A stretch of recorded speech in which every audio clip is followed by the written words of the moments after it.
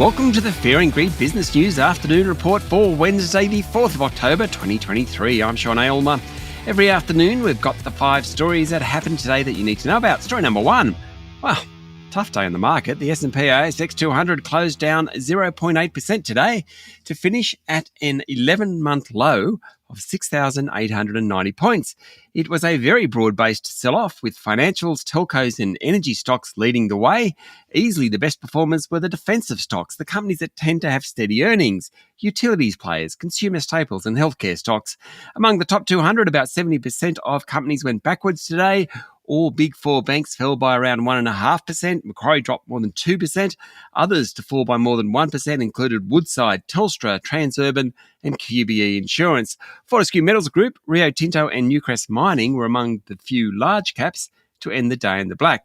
The tumble followed a sell-off on Wall Street overnight and rising US bond yields. Basically, bonds are the place to be for investors. Hence, equities are being sold off. In corporate news, packaging group Aurora was among the best of the ASX 200 after it updated investors on the progress of its Saverglass acquisition. Its share price jumped 2.2%.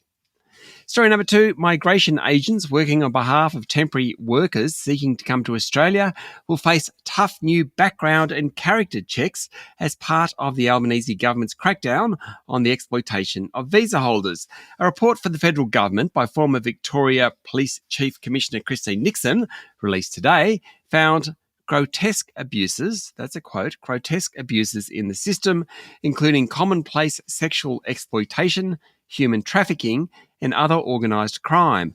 According to the Financial Review, Labor will spend an immediate $50 million on integration of intelligence, investigations and integrity work at the Department of Home Affairs, warning that the processes and procedures governing those who could enter the country were fundamentally broken and open to systemic abuse. Home Affairs Minister Claire O'Neill announced plans to double the number of staff overseeing regulations for migration agents and significant increases in financial penalties for misconduct. Currently, the rules allow for up to 10 years imprisonment and fines of up to $16,500 for breaches. Now, that's significantly lower than in countries like Canada, New Zealand and Britain. Story number 3, talks on Vocus Group's bid for some $6 billion worth of TPG's fibre assets continue. The original announcement was a couple of months ago and Vocus was granted a due diligence period, but that period's now expired, having already been extended once. Today, TPG said talks between the two parties are continuing and any such transaction involves considerable complexity, no doubt. Media reports say the two companies are still negotiating which assets will be included in a potential sale and how any sale will impact commercial arrangements.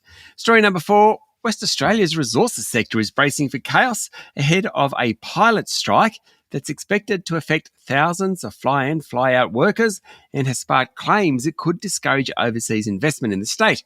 Pilots employed by a Qantas subsidiary, Network Aviation, plan to walk off the job for 24 hours over a long-running pay dispute.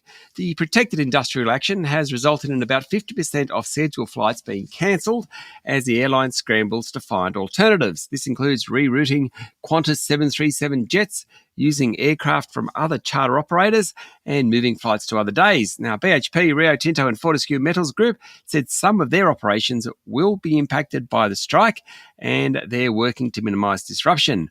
Wage negotiations between Network Aviation and its pilots have been at a standstill since March.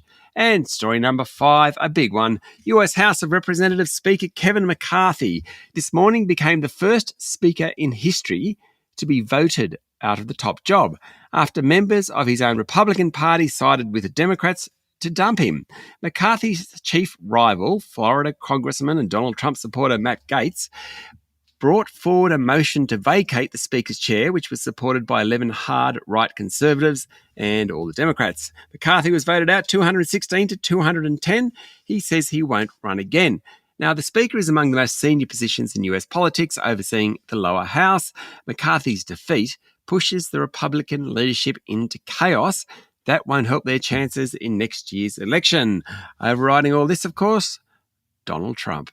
Gaetz brought on the challenge after McCarthy worked with Democrats to push through a bill over the weekend that avoided a US government shutdown.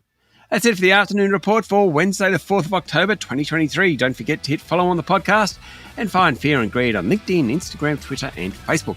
Join Michael Thomas and I tomorrow morning for the Fast 5 by Fear and Greed, the top 5 business stories you need to know in just 5 minutes. I'm Sean Aylmer. Enjoy your evening.